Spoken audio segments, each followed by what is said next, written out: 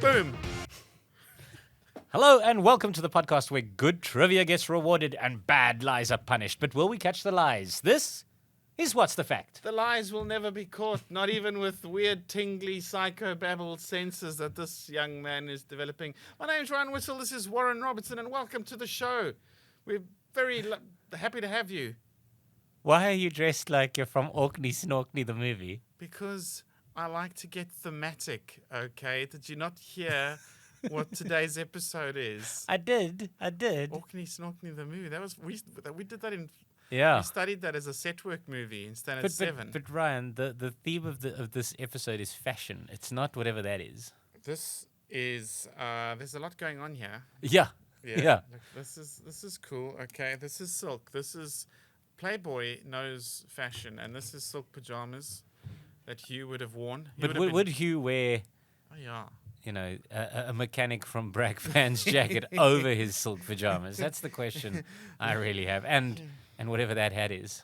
I don't know why, but I'm from Vereeniging, and the one time we went to the Vaal River for a braai one Sunday, there was this one lady that was a bit scary, and she had a leopard skin bikini, and I was like 5. And it just made me scared of leopard skin anything. So when I see animal print on a lady, Right. my first thing is not like, ooh, she's not. It's like, run. Yeah, the thing is, it's been in fashion for a little while. I don't know whether it still is, but it's been in fashion for a little while. But I've noticed the problem with your jacket is it actually mixes animal prints. You've got some tiger down the front, and then the collar at the back is a leopard one. So It's just like a back garden in Walkerville, basically. I don't think you should mix your pelts. I think that's a big fashion no mixing. Is your the pelts. leopard on the back, eh? It's it's on the collar there. You've got a bit of leopard there. It's spotty. Yeah, it's a bit spotty, and then you've got the stripes down the front like the Tiger King. Look, it's certainly more effort than I went to. I took the Ooh, nice. I took the little black dress approach, and I went, because the little black dress. The reason why it became we can talk about that. The reason it became popular is because it could be adorned with anything. That was so you could just wear your little black dress, and then you could change how you look dramatically by what you put with it. The foundation. Yes. But yeah, so This is your opening fact. let me kick with a fact. Yeah, the little black dress went was right into the little black dress, eh? Yeah, little black dress was invented by Coco Chanel. Is my fact. Is that your fact? Yeah. Coco Chanel. Ooh, no. I think it's too daring even for Coco Chanel. Well, it was 1926. Oh, they were doing little things like that. I mean, Gatsby. So I know a lot about the 20s because I've watched Because Gatsby. of Great Gatsby, yeah. Yeah, and all them dance. That dancing is lovely. What's it called? What, the one with Where they keep their legs out. I'll like think a- about it. That's great. But Coco Chanel, she's a bit of a character. I mean, I know she. Did you ever watch the movie Igor and Coco? I don't know if that's its actual time, but she had an affair with Igor Stravinsky. Do you know the composer? Yeah. Yeah, but she kind of felt sorry for him because he was struggling in Paris, and so she invited him and his wife and children to stay in a cottage on her big property, and then would say, "Oh, Igor, won't you come help me with my piano lessons?" And he would go, "Yes, master." Darling, must you go help Frankenstein joke Coco there. again with the piano? Oh, I must, darling. I'll be home at lunchtime. She just wants a bit of help. And then off they'd go for some piano lessons, if you know what I mean. Pluck her strings. Smash her keys. So little black number. Well, there's the Bill Blurb bit about the Gestapo. So maybe she was inspired by their uniforms. No. That's controversial. 1926 is long before, yeah. before the Nazis. Long before she sells out and allegedly sleeps with I'm a actually Nazi. going to say, Coco came up with the little black dress. I'll say yes. So that's apocryphally what happened. And in Right. fact, a lot of people believe she came up with a little black dress. In fact, if you read a lot of kind of histories of the little black dress on the internet, your sort of Marie Claire magazine and these sorts of things, they all say that she came up with it. Because in October of 1926, she debuted the little black dress on the cover of Vogue, and everyone was instantly like, "Oh my, this is Coco Chanel's Ford dress," because obviously Henry Ford had said that you can have his cars in any color you like, as long as what you liked was black. So this was now this thing. It was the uniform of the sophisticated woman. But the fact is, she didn't invent it. because in fact women had been wearing black dresses for a very long time. In the Victorian era, domestics and working women would generally wear black to kind of, because it covered the dirt, right? So your maids would come and they'd be wearing black all the time, and very famously, women who went into mourning would sometimes wear black, like Victoria herself wore black for 40 years, 40 or 41 years, I think, to mourn her husband. But yeah, so it was this sign of the poor would wear black dresses because they're also easy to produce, cheap to make. And then kind of in the late 1800s, fashion started becoming cheaper and cheaper just because of manufacturing techniques. And the poor could start affording wealthier and wealthier looks in terms of clothing, because that's also when Paris kind of opened the big department stores. So women would then go and dress, and then on the weekend there'd be women of all classes would be dressing in fancy clothes. But then the poor women would go back to work and they'd be wearing their little black dress. And then what Coco Chanel did is something that wealthy people have done throughout history. Is she noticed now that the poor were wearing rich people's fashion, so she stole the little black dress from the poor, and she marketed it as as the uniform for the sophisticated woman. See, it's a uniform, and she turned the whole thing on its head. And there's actually a lot of history around wealthy people doing that. When the middle class first started coming up in Europe. In this Belgium, this is a total tangent now. When the middle class started coming up in Belgium, they could afford wealthier clothes than the gentry. They could start putting real jewels and things on. So what the landed nobility did at that point was they abandoned all their finery and started wearing peasant clothes as a kind of sign. As a sign to these middle class upstarts that you can have money but you can't have class, and so that's the jeans. Jeans is another working class garment that got adopted and now sells for $500. There's actually a pair of jeans that you can buy now that's $425 in the shops. Comes with fake mud on it, which is very nice. So you can really pretend you've got a real working class job. So that's what Coco Chanel did. She stole the thing from the poor and she repurposed it. So she did not invent the little black dress, despite what the magazines on the internet say. Still a lovely little, interesting little fact that. And so the rich taking a poor person's thing and commercializing it, commoditizing it. Yeah. So it wasn't just sort of the hippies of Nurturk who started that. It was Coco Chanel. Yeah. Did we mention that the topic is fashion? I feel like we have to. Yeah. I mean, obviously, right? We sort of glossed over it because you're dressed so sartorially excellent. Yeah. I know you. But yeah, so fashion. That's what we're going to be covering. Man. And yeah, so that's fashion. Fashion, even, that circular thing works even with names. So what happens is a name starts in popularity amongst the very wealthy, and then it slowly drifts down and down and down and down. And by the time it's popular with the poor, the wealthy have started new names. So then it drifts down through there. So you can kind of work out how wealthy you are based on your children's names. Like, do your children have names that have been around for a bit?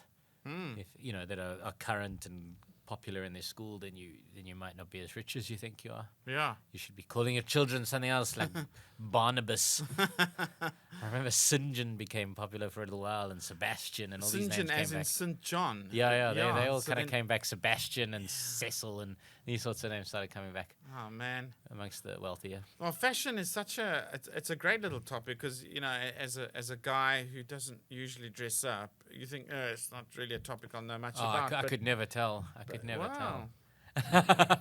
But when you think about, like, in my later years, I've acquired a taste for sort of enjoying watching fashion TV just on in the background because sometimes you see a tit. Not really. It's more the art aspect of it. Sometimes you see a very arty tit. Well, I was gonna say, the fashion shows are obviously you're not gonna get those things in the shop. That's the concept. Yeah. That is gone for very floral meets sort of futuristic, and I love that. And then it's fucking crazy. I love that shit.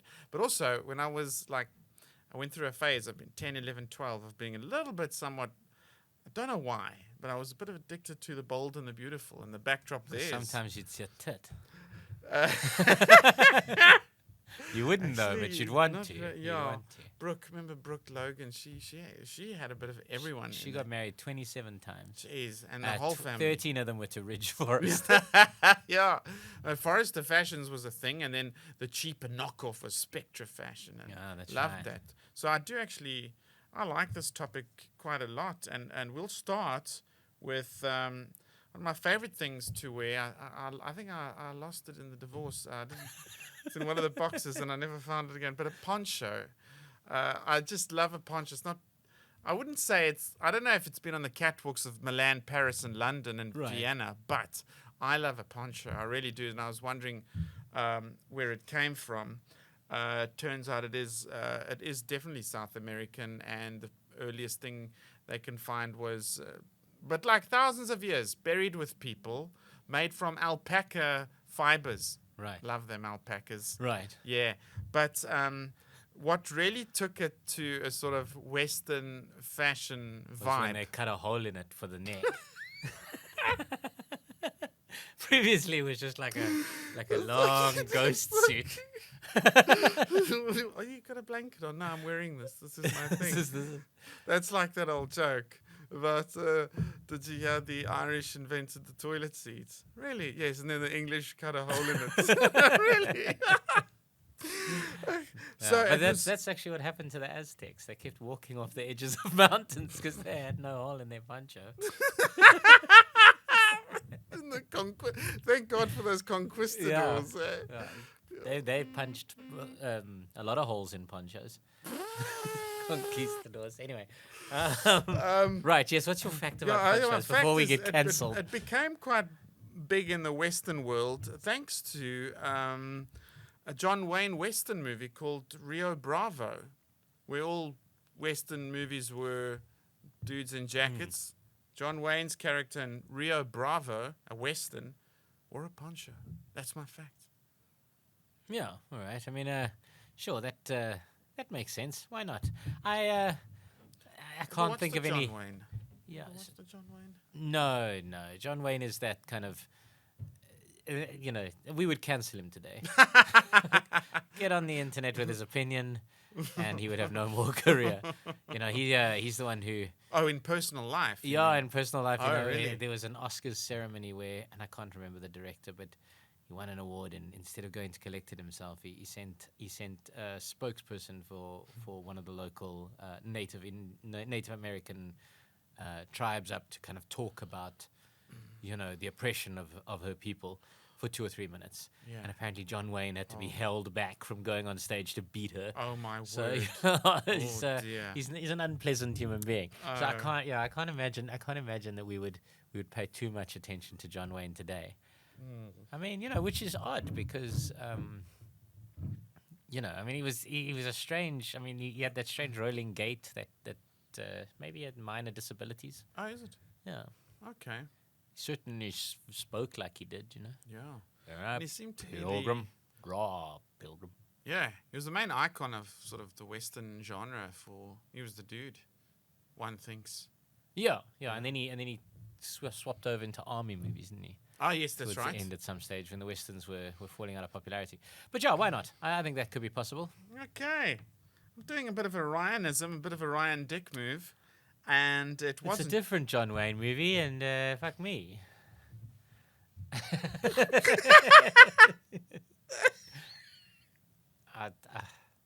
We're going to have a very stern talking to about it this. wasn't a different John Wayne movie. Oh, okay. It was Clint Eastwood, okay? Oh, really? It was in the Sergio Leone trilogy. Clint Eastwood wore a poncho, man. I thought you might know that. I mean, I knew he wore a poncho, Clint Eastwood, but I figured wasn't John could Wayne, comfortably no. have come No, from it a was time Clint. before that. Do you know the trilogy, the Fistful of Dollars, A Few Dollars More, and then The Good, the Bad, and the Ugly was part 3 of this director, Sergio Leone's Couldn't think of Western another trilogy. name with dollars in it, right? Try as he might. I haven't seen that trilogy at all, but I did get into the Western thing in lockdown. I watched Unforgiven. Is that it? Okay. That's a nice movie. Morgan Freeman's in that. I think Sissy's basic. I think. Yeah, I have seen was good. Good, the Bad, and the Ugly. Have you? I haven't seen the other two though. Okay. It's part 3. You should watch part 1 and 2. I don't think you should. really miss out on anything, to be honest. I don't remember feeling to myself, oh, I've missed his development. I've missed crucial moments of the character's development for him to arrive at this particular town in this particular situation. Does it take place in Spain, or is it Mexico, or is it the South? Is it the old South? I mean, I seem to remember it's. I saw this years ago, 20 years ago at least, but I seem to remember it was in the South. I mean, maybe you think it takes place in Spain because of the spaghetti westerns, which were actually filmed in Italy, but they didn't take place in Italy. Is that why they're called spaghetti? Yeah, they were filmed in Italy, but they were set in America. But it was just cheaper to film them in Italy. Yeah. So that's why they're called spaghetti westerns. They're not actually set in Italy. And action, Vincenzo, get the lion out the way, please. We're trying to make a western, yeah. Oh, Throwback, callback, eh? throwback. Callback. That one's for the real fans. Thank you, both of you. Yeah, good. So now we're both off to an incorrect one. This is a bad start for us, right? Yeah. Like this is a bad start. Okay, you want to talk about popularizing stuff? I'll say I'll popularize do a fact about that. High heels were originally worn by men. My first inclination is to think military. I don't know why, but yeah, maybe like little short asses like Napoleon. Maybe that little short ass. You think it was like a Tom Cruise thing? These guys in platform shoes trying to outlast their high heels first worn by men. Yeah, when was there a really is the word dandy a bad word? You know, a bit of a dandy phase in the 1700s with men wearing makeup, painting their faces white and even lipstick. They kind of almost pushed the boundaries of makeup and the beauty industry. They had the big hair as well. Yes. So I wonder if it wasn't around there, or if it was a military thing and of status to make you seem taller. So but your fact was stated as high heels first worn by men. Might be true. Yeah. And what about men playing women in theatre? But that wouldn't. Yeah, they wouldn't wear it because they're still women hadn't worn high heels, so it's irrelevant. But I do think it's either. My guess is it's either military or that kind of 1700s libertarian kind of phase. Yes, I'll say your fact is true. Men were the first to wear high heels. So it is true. It is true. Right. You kind of skirted around the issue a little bit because ancient Greek actors obviously used to wear platform shoes on the stage, but they were platform. They were flat. They were raised kind of and then the taller you were, the higher the platform shoes, the more status the person had in the play. So you could tell exactly who the big cheeses were in the play based on how high their shoes were. But in terms of high heels, it was Persian soldiers who discovered that a heel on their shoes would help them to grip onto the stirrup so they could shoot their bow in the 900s. So they would fire their bow from horseback because they had this little heel on their shoe. Jeez. And so that's the 900s. And then they wore these, for centuries. And then in the 17th century, so the 1600s, the Persian Shah sent a delegation of his soldiers to Germany, England, France. And they all came with their little 1-inch heels, and they were these dashing, soldiers who slept with all the ladies, and in doing so, they popularized that little heel on the shoe in the 1600s as a sign of virility and military prowess and manliness, and then men started wearing them. Yeah, and then you look at the sort of polo thing, when even modern day polo and Prince Charles and Andrew Parker Bowles, prancing about in their tight pants and their little boots with the heels. It's like, well, I mean, so the modern cowboy boot's got a heel, right? And so that modern cowboy boot is basically a mixture between these Persian shoes and the Wellington boot. It was because it was practical. You could wear the Wellington boot on your farm, not get muddy, etc., and you've got the heel to better ride in the stirrups. So it's actually, that's where the cowboy boot comes from. So as manly as it is. And then obviously what happened is because women tended to adopt male fashions at that point, like pants, and they slowly started coming in. And the heel was one of these. And while men gave up the heel, women never did. Sure. Yeah, I mean, I suspect they might be giving it up now because it's a bit silly, isn't it? Yeah. Eddie wore it in his show, Glorious. Eddie It wasn't- Izzard, Yeah. not Eddie Murphy or Eddie Van Halen. No. Mind you, Eddie Van Halen maybe. No, but Eddie Izzard definitely in. I think he wore heels in Glorious or Dangerous. Glorious. Yes. Good. Heels. Yeah, but now it's very much a symbol of femininity rather than masculinity. In the 1700s, it was very much. But that's also we've had a lot of that sort of thing happen over time with fashion as well. You know, even the colors red and blue, pink and blue. You know, initially pink was seen as the manly color because it was an offshoot of red. Yeah. So it was considered the manly one. You'd put your baby in that, and then and blue was the color for feminine for children because it was softer. It was a more gentle color. Yeah, and I mean we've had a lot of these sorts of strange, you know, things that have become very gendered now. Yeah. Weren't necessarily before. Dresses. All babies used to be put in dresses until they were 6 years old, Yes. regardless of what gender they were. So Yeah, it's the just- christening thing was always a baby in a dress thing. Right. Yeah. Right. It was like a weird wedding dress thing. I actually, I have one of those dresses that I was christened in. Really? Yeah, I mean, I'm in a dress and I was christened. How things Only have the dresses remain. Only the dresses remain. Man, but we are on some weird sort of psychic vibe because you mentioned the Persians somewhere in your last fact. You also mentioned pants Pants. somewhere in your last fact. I did. And my fact is this. I'll just give it to you straight and you can think about it. You can ponder.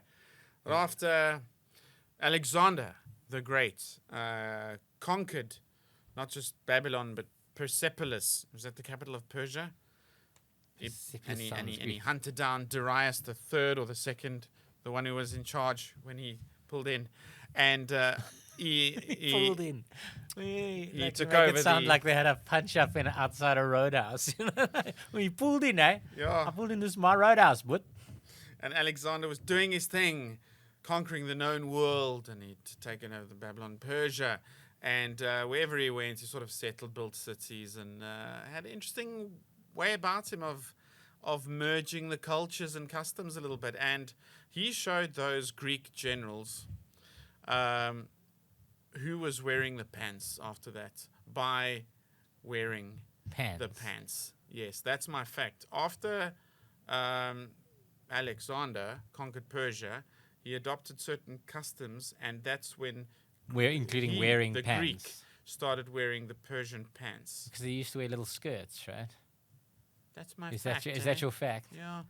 I wonder if, because you see at the time, so they weren't, I mean, they were startings of saddles, I think. And they weren't riding in saddles, they were riding in like blankets thrown over the back of horses. So I wonder if pants would make riding easier. Again, another, like the shoe adaptation. Yeah. Maybe it was just his dong hung out the bottom of the little skirt and he was getting a little bit embarrassed about it. Sure.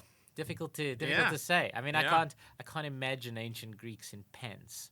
Feels a bit weird. The stereotypical image we have. But then, the stereotypical image we have of Troy. What was there was that movie? Okay, that was even more ancient than Alexander, Troy. But we had old Brad Pitt fighting in a dress. Yeah. I mean, the way we imagine Romans is everybody in a toga, right? But they weren't. The toga, the word candidate comes from the meaning white toga.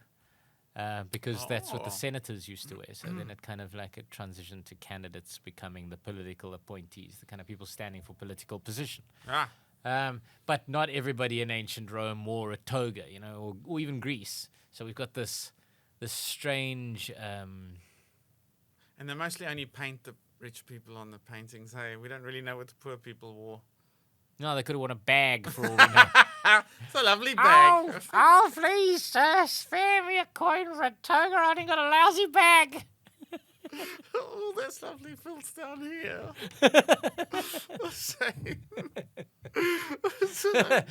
The bag lady, she's selling bags. No, she's wearing one. Yeah, no, they could have worn anything really. We don't know 100%, I suppose.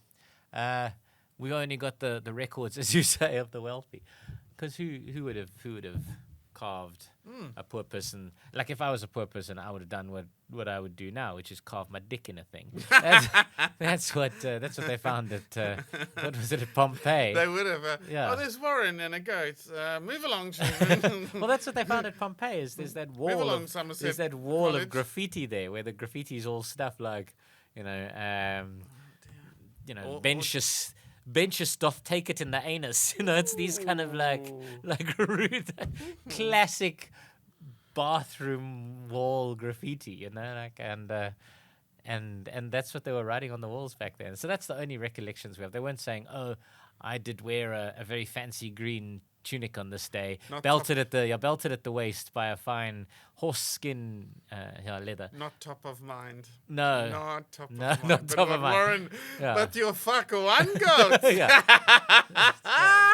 Warren, Rhinus Vitalis doth fucketh the goat. Apologies, ladies and gentlemen. Yeah. It's in the lovely Cape Brewing Company's Amber Vice. Is it their fault? Yeah, all right. I mean, let's say he wore pants. Why not? You've got to tell a truth at some point, Ooh, don't I you? have to, but not yet, Not yet. ladies and gentlemen. No, so I know a little bit about Alexander. I did a 12-week course once online. I know for you've free. spoken about it before. Yeah, I'm going to talk about Alex so many times in this podcast. Get your money's worth. So after he did everything I've said is true. He did adopt customs. In fact, he was that kind of character that the administration, after conquering, would get a bit tedious for him because in his blood he just wanted to conquer more. But in his whole vibe of merging the customs of Greek and some of the good Persian things and the good Babylon, at that time he started to ask his generals to bow before him, which was a Persian custom. And of course, the Persians who served in his new court would happily bow to the new king. But the generals are like, fuck that. No. And there was a bit of almost a revolt. But with the customs, he started wearing the Median tunic. Mede, as in that place close to Persia. Oh, Yeah, okay. it's a place. Mede. Yeah. Yes, I think it's a bit north. He also started wearing the Persian cap. But no, by God, no. Don't you dare put on those Persian trousers, was the general feeling amongst the Greeks. You Oh, don't really? dare. put on- Scandalous. Yeah, so fine. I've made a decision. No trousers. Yay! But you'll kneel. Fuck you. What? Nothing. We'll kneel. So I it think was if I was going to kneel, I'd want to wear trousers. Me groveling in front of someone, and then everyone's like, hey, behind you, I can see your balls. Put the trousers on. It's more decent. But the pants, I mean, this was what was fascinating, is it did become a thing in Europe over the last 1,000 years, I'm quite certain. But pre BCE, plenty pants happening in Asia, plenty pants everywhere. And they do think it was to make horse riding easier. I am sure that did help a lot. Yeah, I was thinking about why pants didn't catch on earlier. Because What pants did are they just wear? They just must have make had a sense, cushion for their special places when they're like riding like them mountain bareback. bikers now. Yeah, like where they've got the padding in their crotch. No, I was wondering because I was thinking like, what would be the reason why people wouldn't invent pants? Like, why would pants not be the go-to basic kind of item of wear everywhere? And I reckon it uses more cloth than just putting a skirt on, And right? it's difficult to sew. It's got a difficult pattern. It's just the trickier. There's a whole thing that's up and it's just so hard. Plus, there's no air on your balls, which Yeah, I mean, I've told you I love a poncho. I didn't realize that when you said you loved a poncho, you meant with nothing else on underneath it. See Ryan at the local fat cactus in his poncho and just stay away. Keep your children on the other side of the restaurant. Horrifying. What are you doing under there, Ryan? No, nothing. There's just no armholes. Yeah, we're going to cut you armholes or you can't wear that thing in public anymore. Oh, I'm loving this soft alpaca. I gotta tell you. You better be talking about what the poncho is made out of.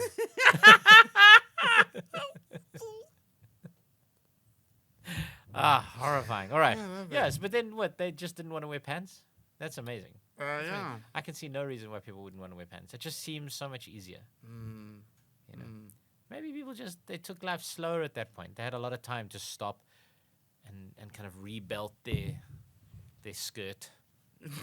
No, I mean, I mean that in the Yeah, that's what because you I'm gotta pretty do. sure a toga comes undone all the time. Yes. Can you imagine trying to go for a shit in a toga? Oh, golly. And it's a public space, right? You got to hoik it up around your waist. Yeah. You got to sit down next to 5 other guys also with their togas Hello, hoiked up John. around Hello, their waist. Jim. How's the toga? Mind you don't mess on that thing. Oh, hey, Yeah. everything okay? Yeah, like these days, they make the joke about you walk out with the toilet paper stuck to your heel. There you walk out with a muddy streak down the back of your toga. You never trust a guy who's got a mud on his toga.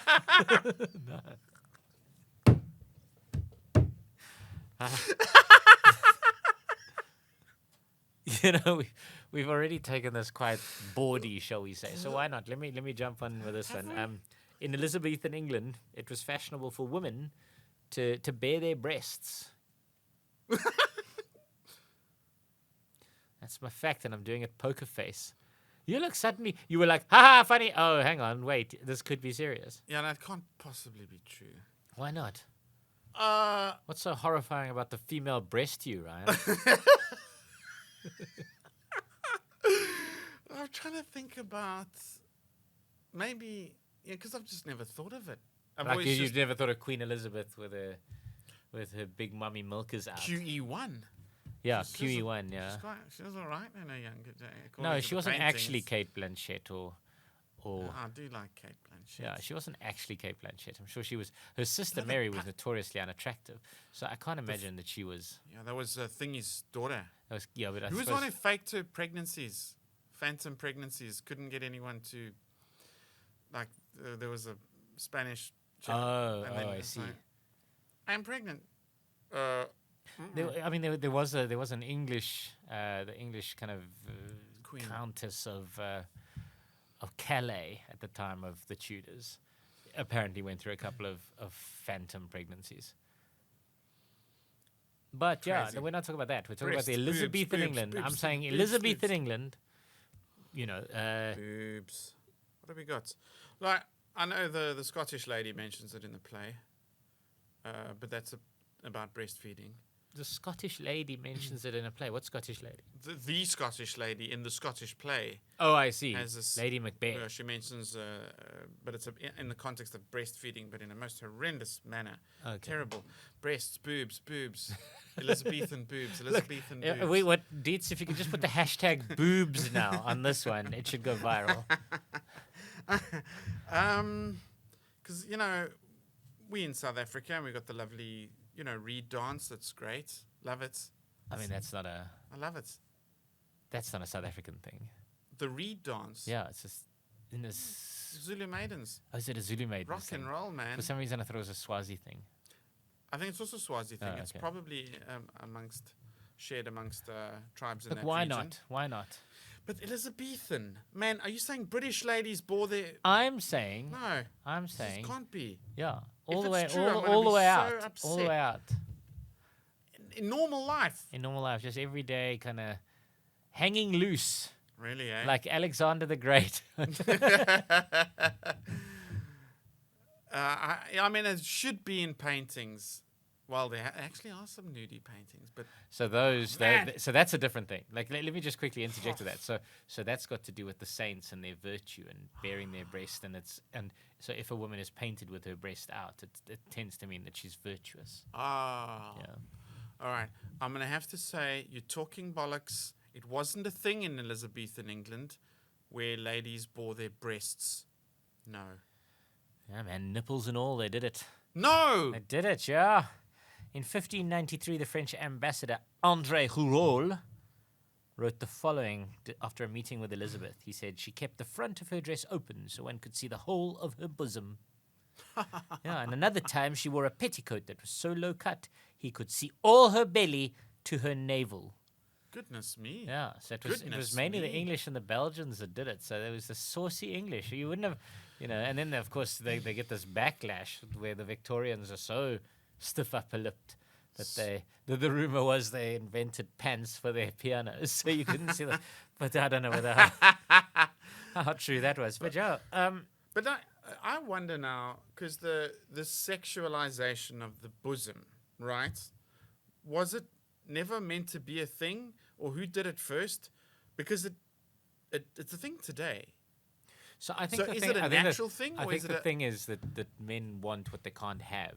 right? Right. This is just a thing about being a man. Sure. Is maybe even a human. Sure. Is that you want a thing you can't have. Yeah. So soon when as the someone thing is says- hidden away, it becomes more alluring.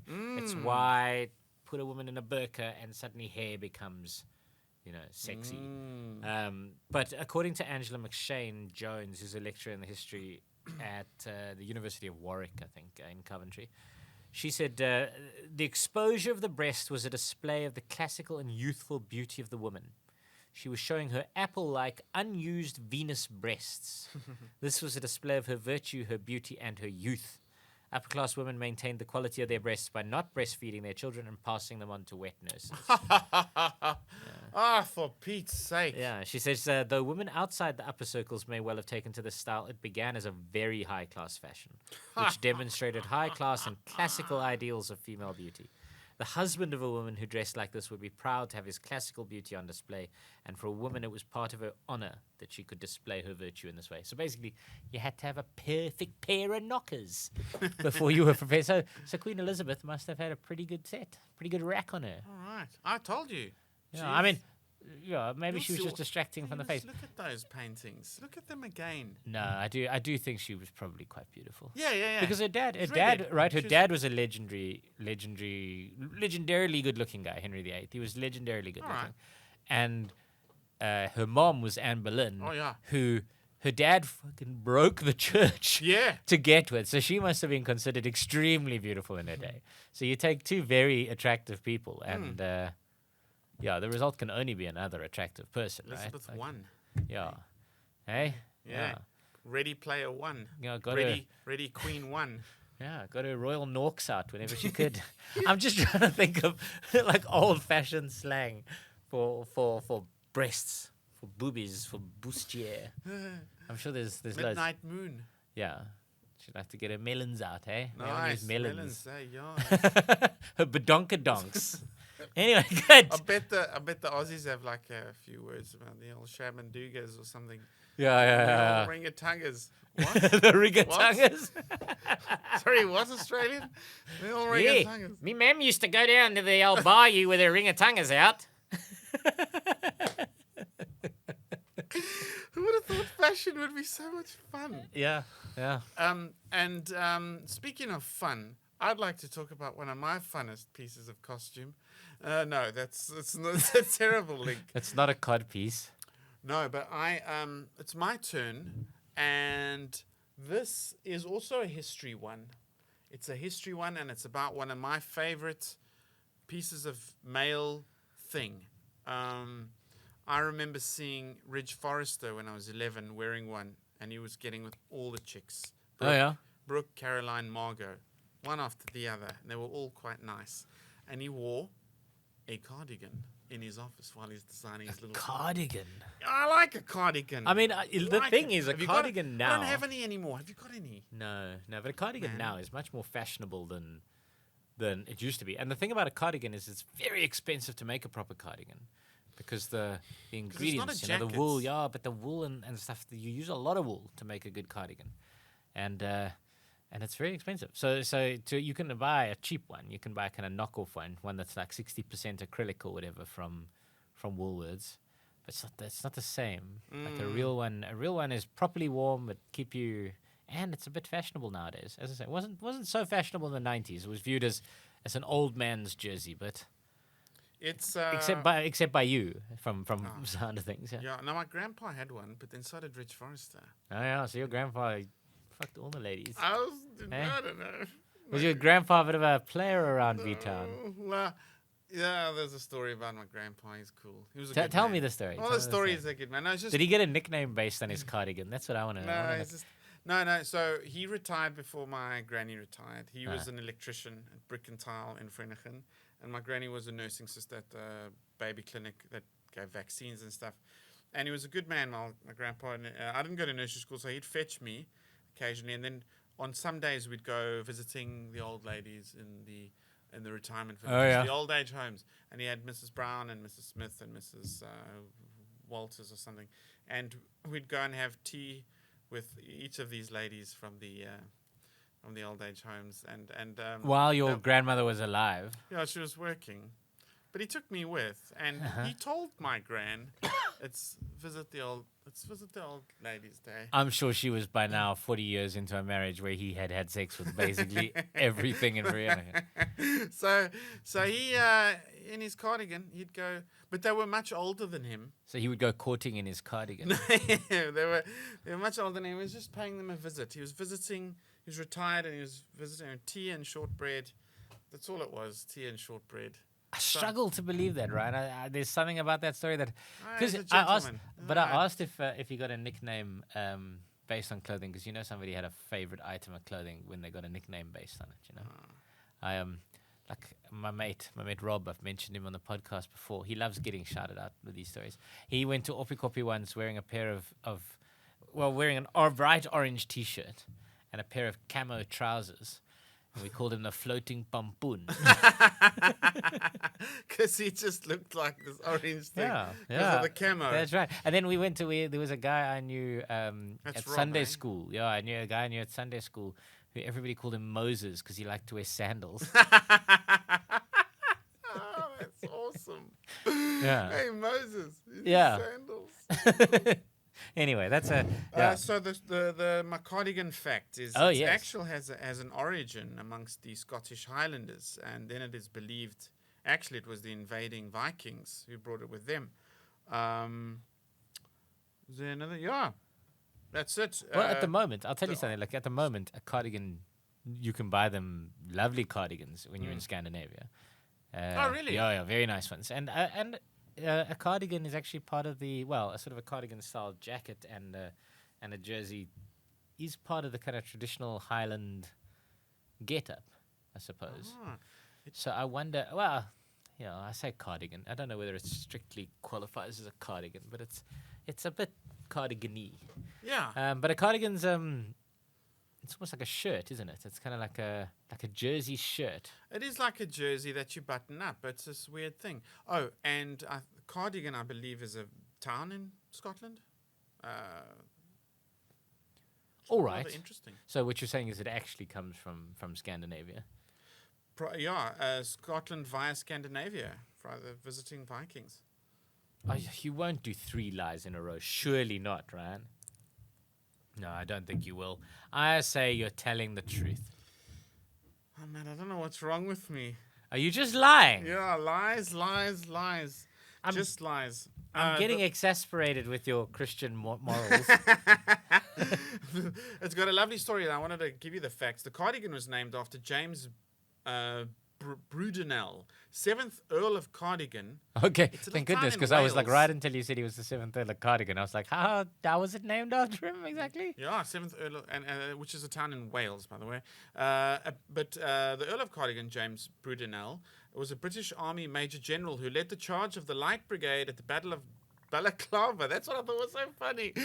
The cardigan's named after him at the Battle of Balaclava. During the Crimean War, it is modelled after the knitted wool, blah, blah, blah, waistcoat that British officers supposedly wore during the war. The legend of the event and the fame that Lord Cardigan achieved after the war led to the rise of the garment's popularity. Supposedly, Brudenell invented the cardigan after noticing that the tails of his coat had accidentally been burnt off in a fireplace. Sounds like one of those lovely stories. And there's another little interesting tidbit. The term originally referred only to a knitted sleeveless vest, but expanded to other types of garment over time. Coco Chanel is credited with popularizing cardigans for women because she hated how tight-necked men's sweaters messed up her hair when she pulled them over her head, the pullover. The garment is mostly associated with the college culture of the Roaring Twenties. Oh, yeah. Go get your cardigan. I'll see you at Canasta. And early 30s, also popular throughout the 50s, 70s, 90s, obviously because Rich Forest Award and Bold and the Beautiful. 2000 and Popular cardigan. through the 90s. I must have gone to different nightclubs because I only remember flannel logger shirts being popular in the 90s, flannel and black jeans and, other kind of grunge related memorabilia and metal music related. I don't remember anybody wearing a cardigan. That would have got murder. Then again, listen, I've never... eyes poked out with the spiky hair from the punk era. Yeah, listen, I've never been particularly fashionable. I think you can... I like the black shirt. Yeah, no, it's my little black shirt. My little black shirt. It's here to spice up. That's right, to spice up the occasion. So I'm going to take this in it's a bit of a history thing. It's a bit of an economics thing because we've never really discussed economics on the podcast because economics is for smart people and this podcast is for us, the likes of us. Sure. And so have you ever heard of the hemline theory? No. Okay, I mean it took a little while to get there, but yeah. So the hemline theory says that the better the financial times, the shorter a woman's dress. Oh my! Yeah, and it's true. Sure. So that's my fact. I mean, okay, that's your fact, that's eh? my fact, yeah. Ha ha ha! Ha ha ha ha ha! This is fascinating because we're about to talk about sex now, ladies and gentlemen. No, sex is interesting, and sexual desire. It's a fascinating thing in one's psyche, and it's like, do good times make you more amorous, or do bad times make you more amorous? You're linking it essentially to kind of primal opportunities for breeding, kind of. Because also, when I studied Alexander the Great, one of the things that they felt made him more explorative sexually was the further he was away from home. Oh, I see. Okay. So the more you got away from home, the more you can, hey guys, maybe we should try a bit of this. What did your mother say? My mother is fucking far away.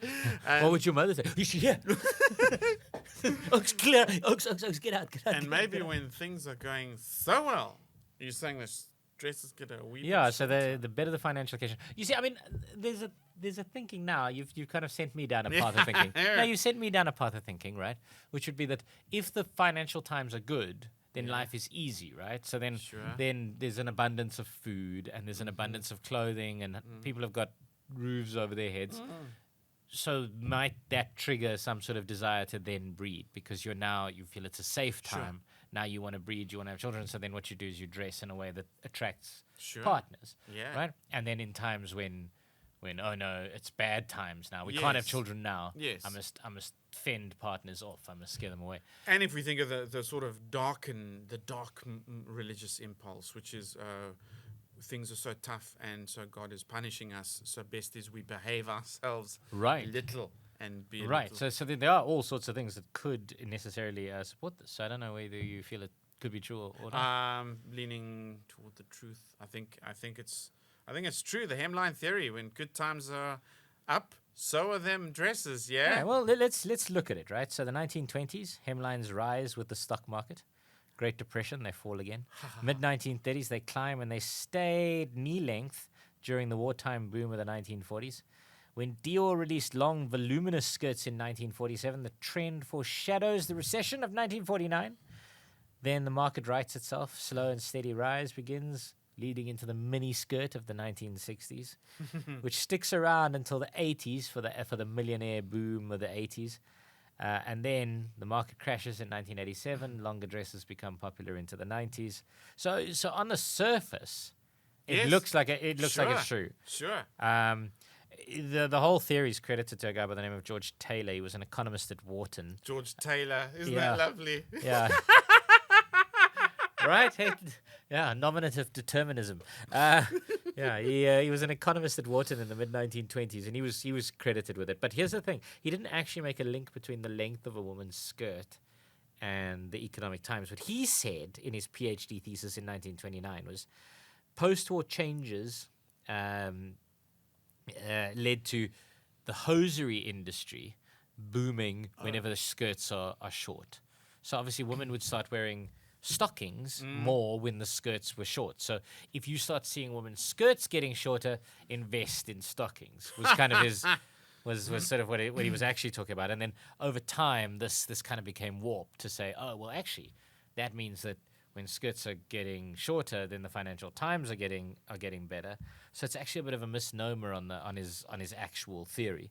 But now, if you look more closely, you kind of dig in, not on decade type basis. You start looking at actual events. The whole thing proves to be a farce. It's actually wrong. So post-war, women tend to wear much longer skirts because now they take away all restrictions on cloth. So now you've got an abundance of cloth, and you can start wearing the things that you Because wouldn't. they were using them for military things. Right, yeah. So now you can start wearing fashions that use more cloth. So your clothing becomes more voluminous, and it starts using a lot more pleats, and it starts using a lot more things. So they actually have all these different situations where, in fact, the opposite is true. We are in times of financial largesse, women are spending more money on their skirts and on making their clothing look fancier and bigger and more bold. And in fact, it turns out there's a lot of things, as with everything, that affects the length of a woman's skirt. Women's empowerment, social conditions at the time, and I suppose most importantly, the drive by the fashion industry to constantly change fashions and therefore sell new clothes. So that's the main driving factor behind whether a woman's skirt goes up and down. So if you hear the hemline theory, total bullshit. Load of bollocks, eh? Total nonsense. Where's the data? Yeah, Where's the data? As I There say, ain't no data. as I say, when you look at the 1960s and there was money there, and then when you look at it kind of generally, and you go, for 1960s all the way through to the 1980s. The Roaring Twenties, those girls doing that fandango, foxtrot thing. Right, we got to get the name of that thing. Come on, what is it called? It's called the flappers. The girls were the flappers, and they used to dance the. It's coming. No, it's there somewhere. Yeah. Put it in the comments. If you get it before us, you get a prize. That prize is foxtrot. It's not the foxtrot. We will give Barent. It's a kind of jive. It's a kind of jive. Kind of jive. Cha-cha. Maybe. I don't know. Jive. I don't know. Right. So. Your last fact, and then it's multiple. We're in the era of what many thought was maybe the best fashion designer of the 20th century. David Clale. No, chap. Nice. Just wanted to say his name, Yves Saint Laurent. And Yves Saint Laurent, he had a thing called, stood very well, called lay smoking.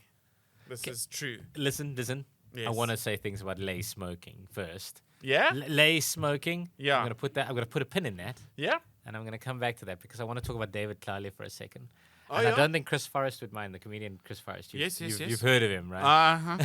He's this famous South African comic. He tells a story about the fashion designer David Clale. He was supposed to do an award show. He was supposed to host an award show. And part of the award show was that David Clale was supposed to dress all the people who were presenters on the award show. So Chris gets given David Clale's address, and he gets told, go to David Clale's shop, and David will dress you for this particular occasion. So Chris goes there, and he says, David Clale did this. Yes. So no, I'm here to get dressed. He goes, no, I don't dress that. Oh! Here's a thing going. Oh! Yeah. So Chris has lost like 40 kilos since Yeah, then. he looks amazing. It's the emotional David Clale damage is what did it. Yeah. The turning point. Yeah, that was the turning point. Yeah. Dress that. Oh, golly. Yeah. So Chris is now younger, fitter, healthier, and it's all thanks to David Clale. Yes, The scorn, the playground bully that is David Clale. Yeah. Let me tell you a little bit about Yves Saint Laurent's smoking jacket. Lay smoking. Lay smoking. It's a smoking jacket. Velvet or silk for men that you wore when you intended to take some tobacco. And that was his big thing. You're saying Yves Saint Laurent Yeah. invented this? Yeah. In what year? This was Smoking jacket, man. It's the 30s, man. 1930s. Yeah. I think the smoking jacket vastly predates that. I think you've gone with 4 lies, Ryan. I think the smoking jacket. When I think of a smoking jacket, I think of a Victorian gentleman in the old Victorian clubs of London in the 1800s. This is what I'm thinking of. Yeah. I can't imagine one would.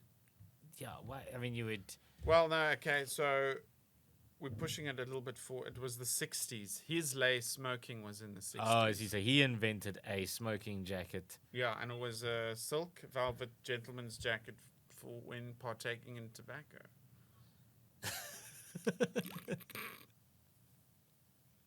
I mean, isn't it just essentially a dressing gown? I've got a funny feeling that a smoker's jacket is essentially just a dressing gown, right? Like it's essentially just a thing that you wear when you've showered, you've changed, you've bathed, whatever, you're ready for bed, and you're actually just sitting, ignoring your children in the nursery while you read the newspaper.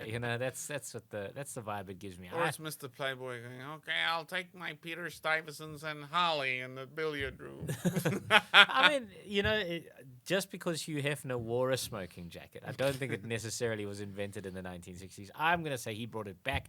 It's the Coco Chanel situation all over again. He's bringing back something from before. He's stolen the idea and he's popularizing it in a new generation. All right, so lay smoking. I think you're lying. I don't think you lying. invented it. I didn't invent it. Is that 4 lies? Did you go with 4 lies in one I don't know episode, what right? the hell's wrong with You are me. unashamed. It was a lie. The smoking jacket, which was also at some point dubbed lay smoking, was a Victorian era jacket for men to take sort of tobacco rooms. Lovely. Very nice smoking. But his lay smoking, controversial. 1966. You're going to love this one, ladies. Created in 1966 by Couturier, not Courtier, Couturier, as in courtier. But he was a couturier. No, you keep saying that Doing word. well. I need you to say it again. What is that word? It's couturier. Couturier. Couturier. Couturier, that's Yeah, like beautiful. haute couture, right? Couturier. That's like it sounds so sexy right now. Yves Saint Laurent de Couturier. Oh, couloirs bon. You can't see what he's doing with his feet, but it's disgusting. So his lace smoking tuxedo suit was for women. It was the first kind to earn attention in the fashion world and in popular culture for women. The tuxedo suit was designed for women. The inspiration for the suit was the androgynous personal style of Saint Laurent model and muse, Danielle Luque de Saint-Germain. You must see pictures of her. She was lovely. I'll say her name again in case you want to. Yeah, in case you just Danielle want to spend some time Luque. alone with the podcast. It's actually Daniel Lequet, the Saint German, okay? Or Daniel Lequet de Saint-Germain. The designer took bits and pieces from both men's suits, lovely, men's suits and women's clothing, combined it with new ideas.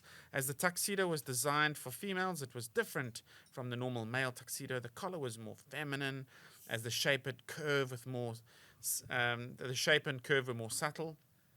The waistline Plus, of the there was blouse space was for narrow. great big badonkadonks. The waistline of the blouse was narrow to show the body shape, and the pants were adjusted to help elongate the leg. I think it's lovely. I mean, women in suits. What do you think of that from the 60s onwards? Eh? I mean, who's the Yves actress Saint Laurent. who's the famous actress that even today likes to wear? Madonna. No, not Madonna. Not Madonna.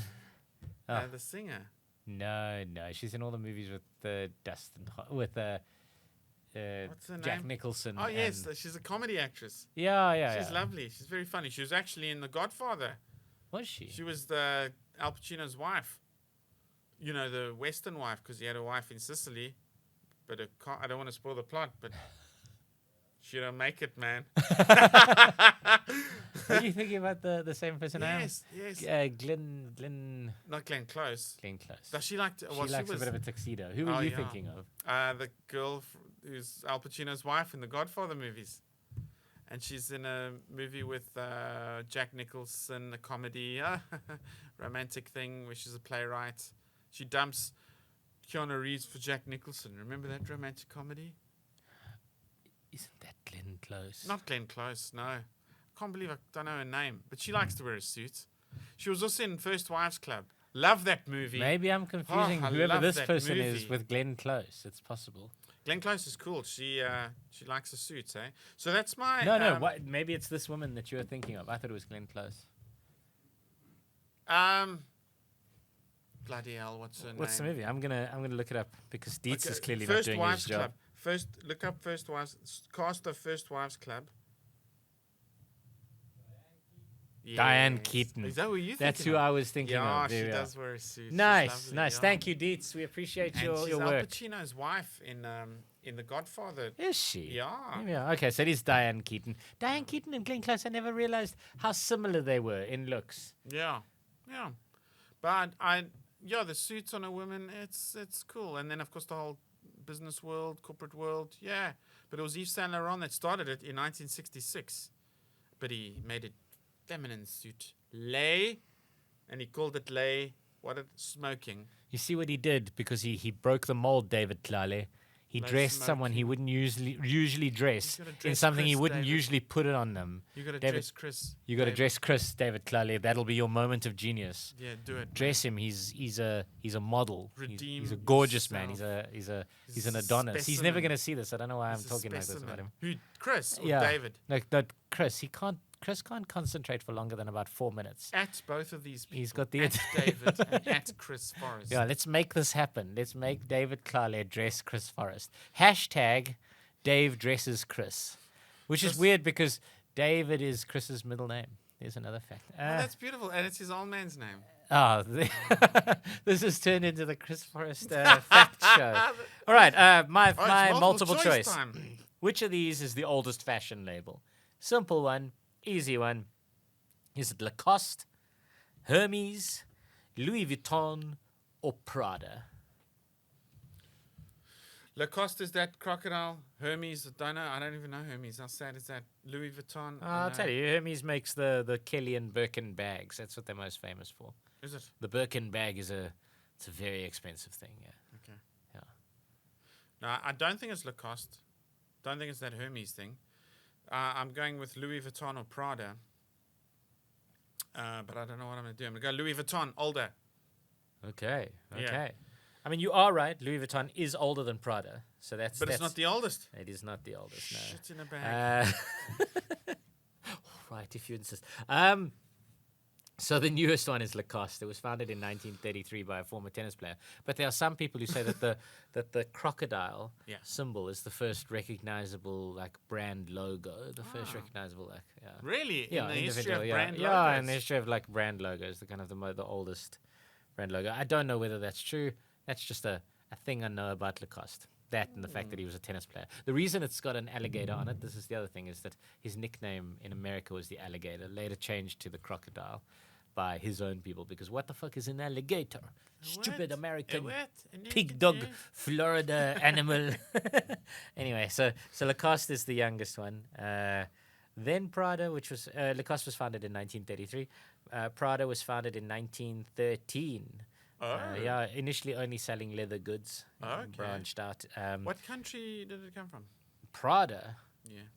I'm not going to talk to you about this. I'm not, put it in the thing. You guys educate Ryan. Then Louis Vuitton, 1854. So quite an old company. Yeah, quite an old company. But old Hermes is the oldest one. Really? Yeah, and in 1834, I believe. But you know what? I didn't even write it down. But I think it's 1834. What country's Hermes? I didn't even know Hermes. So let me read it to you. The designer originally produced saddles and other equestrian supplies.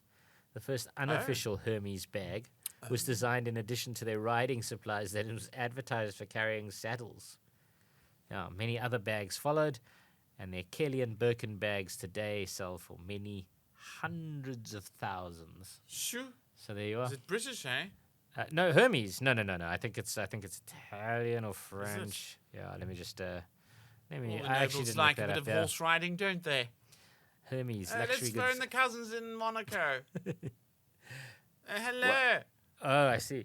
Somebody here has asked, is Hermes in South Africa? Because it's called Hermes International essay. No, it was founded in Paris, so it's French. It In sounds- 1837, yeah. So in 1837, there you It are. sounds like a sort of a paint shop where you go fetch paint and like Bronco spray. I'm just It's going to named Hermes after. to get It's named I'm just after going to the, Hermes the to get a 5 fleet-footed- liters of white paint for the Hermes. Yeah, Hermes will have 5 liters of paint. Yeah. It's named after the fleet-footed, like a Greek god. Oh, So sorry.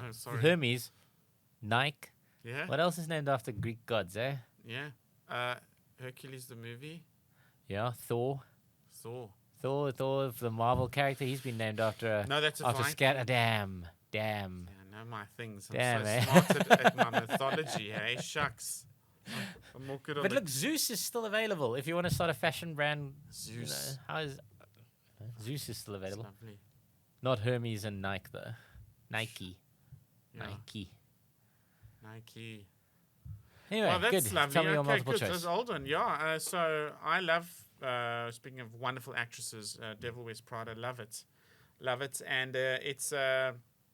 I was going to give this to you as a fact, but then it was time for multiple choice.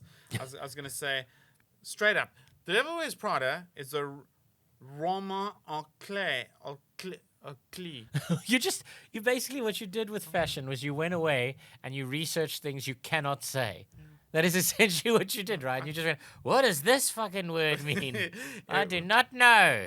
Well, I'm saying it again, okay, because it's make me sound cool. The Devil Wears Prada is a roman en clé. Or clay, sorry. Roman en clé.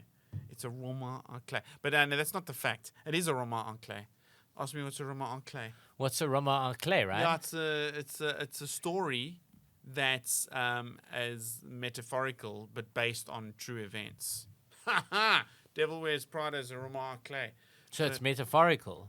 I didn't get any of the metaphor. I just saw Wow. maybe about a It's young girl working for Well, a. you see that's the thing. It was written by a lady who retired, who resigned from one of the. So what magazine do they think this roman en clé is based on? Oh, Oh, I see. Right. fuck! Okay. There you go, Mama. Which is it? Glamour L, Vogue, or Yeah, it's based on Anya Wintour from Vogue. That's who it's. Vanity Fair, maybe not Vanity Fair. No. It is Vogue. He nailed my multiple. This episode has been an absolute mess. It's been an outrageous That's what mess. you get Ryan. for telling lies. We can't say the things that we've researched. We knew nothing about the fashion. We Speak for dug deep. yourself. Speak for yourself. We got things wrong. We didn't know what we were talking about. We need Deets to be kinder to us for the next one, I think. Maybe. However, I got to tell you that her name was Lauren Wiesberger. She wrote, in 2003, wrote the book The Devil Wears Prada after resigning from Vogue. Then they see. made the movie 3 years later.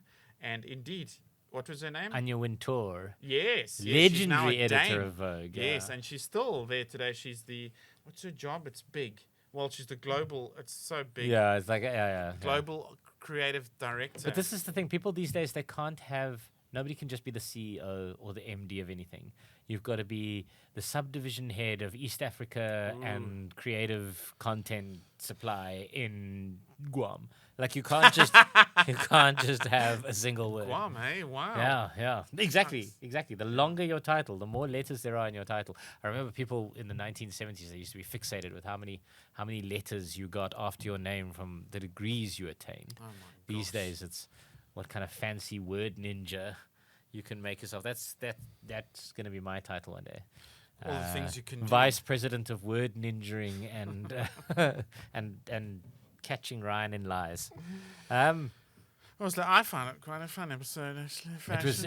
It was very difficult. I won't lie. I found this episode very, very difficult. Not for It's me. not, I'm a natural. No, you are. You look gorgeous. Hashtag David dress, Chris. Please. Please, yeah. Come on, David. Let's get Dress David Clare this. to put some effort in and dress Dress the this. beautiful Chris Forrest. We want to see him looking his absolute scintillating best for his 90th birthday, I believe, is next year. Make Tabs, his wife, give her something to smile about. Because she leads a bleak life. Anyway, thank you very much Thanks for for joining watching, us. folks. Please share, like, hashtag, etc. We're not asking you for money. We just want you to tell Yes. people about it. Thank you very much, Lovely. and we love you We so do. much, We- so much. Basically, we do. the only reason either of us haven't committed suicide yet is, are we allowed true. to talk about that on the A algorithm? little bit. Yeah. on the YouTube algorithm. The YouTube. And playing out as we roll the credits is the song Fashion by, what's his name? Fashion! He's not going to play any kind of song that's going to ruin us on the algorithm. Probably not. Dietz is way too serious about this. But if this was a real TV show and we had license to any song ever, I'd want to say, playing out now is David Bowie's Fashion. Join us next week for another episode. So But is that what you'd want to end on? Oh, well, do you know the song? Yeah, but I mean, it's too cool. Yeah. I think this episode doesn't deserve a David Bowie song. This episode is more of a, I don't know, like more of a who's a member of a boy, but Robbie Williams, you know, somebody who could have been great. Yeah, that's nice. Robbie Williams is nice. Here's a last fact. Let me do a last fact about Robbie Williams. Robbie Williams was once awarded the largest recording contract ever given to anyone in the world in terms of money. It was £80 million, I think. Just like. Yeah. So there you go. Did he deliver? Did he bring out an album? Or did he? Tell us in the comments. Bye, everyone. Bye. Bye. See you soon.